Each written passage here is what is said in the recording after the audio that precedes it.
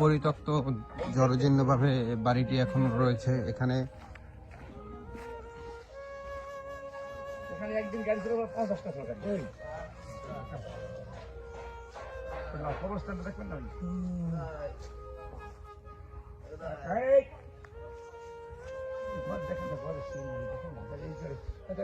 এটি হচ্ছে সাইদি সাহেবের বাসা, যিনি এখানে ছোটবেলা থেকেই বসবাস করছেন।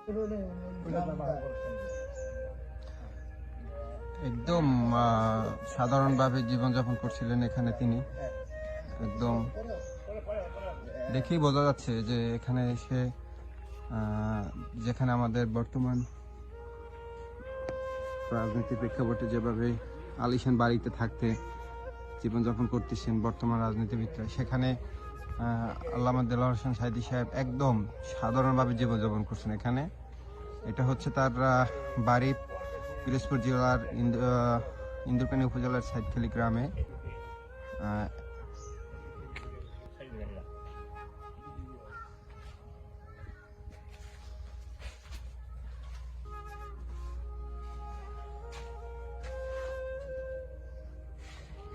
সাইদি সাহেব যখন নির্বাচন করছিলেন তখনকার পোস্টার।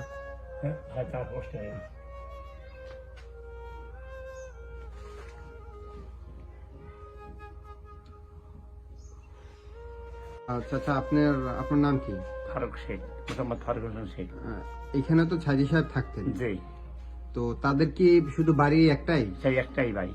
আপনি তার বিষয়ে কি জানেন একটু বলুন। সে গরিব ফ্যামিলির লোক, সে খুব ভালো লোক। সে ওই ওয়াজ নসিহত করতো দেশ বিদেশে, তাই দিয়ে সংসার চলতো বা মানুষের খাওয়াইতো আর কি।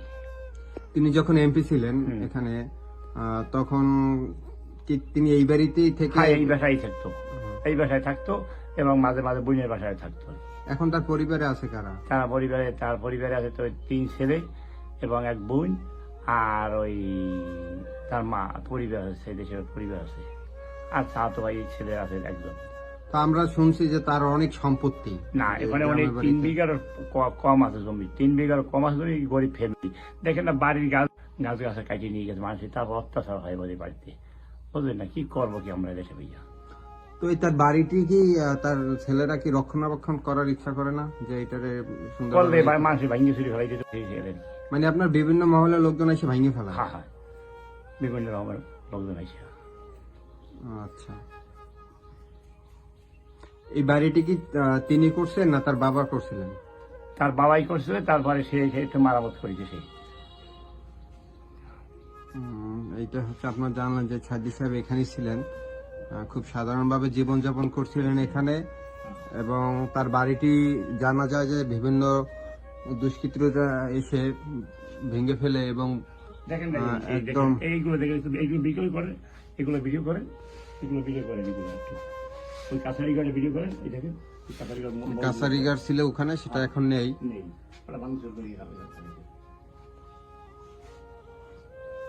আমার ছবি করছে।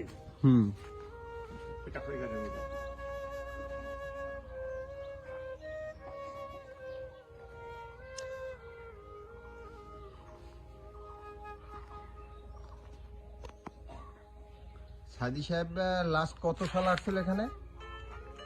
সাইদি সাহেব কত সাল আসছিল সর্বশেষ?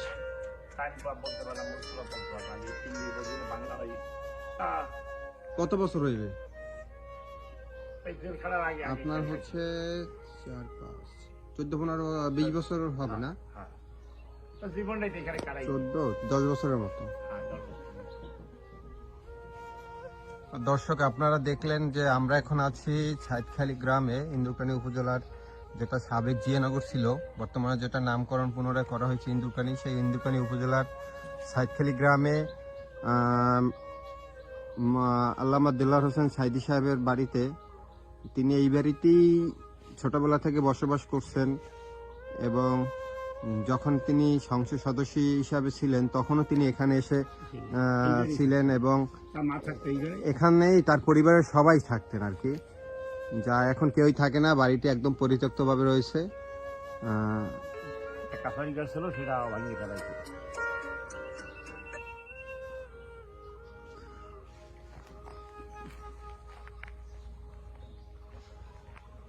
ওই যে ছেলে নেই দাদা, ওই যে ছেলে নেই।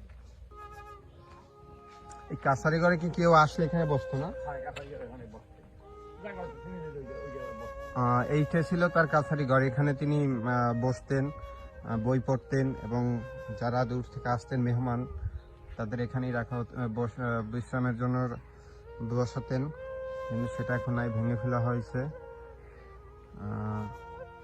দেখেই বোঝা যায় একজন সংসদ সদস্য ছিলেন যিনি, তার বাড়ির একদম এরকম একটা সাধারণ একটা বাড়ি, একদম নদীর পাড়ে সাধারণ একটা বাড়ি, যেটা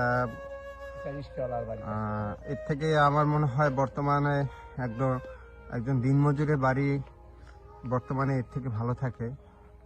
আর তিনি তো তখন সংসদ সদস্য ছিলেন, একজন মুফাসসিরে কোরআন, যার নাম সারা বিশ্বে আলোড়ন সৃষ্টি করে। সেরকম একজন ব্যক্তির এরকম সাধারণ জীবনযাপন আমাদেরকে সত্যি অবাক করে।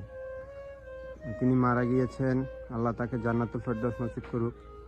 আমরা সবাই তার পরিবারের জন্য এবং তার জন্য দোয়া করব। হয়তো তাকে কোনোদিন আমরা ফিরে পাবো না, কিন্তু তার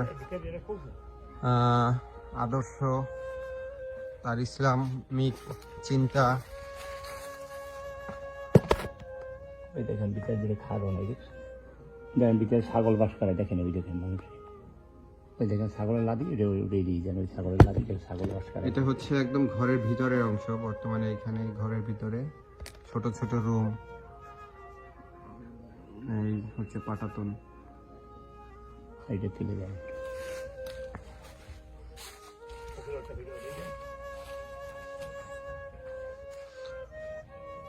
এটা হচ্ছে বাড়ির পিছনের অংশ।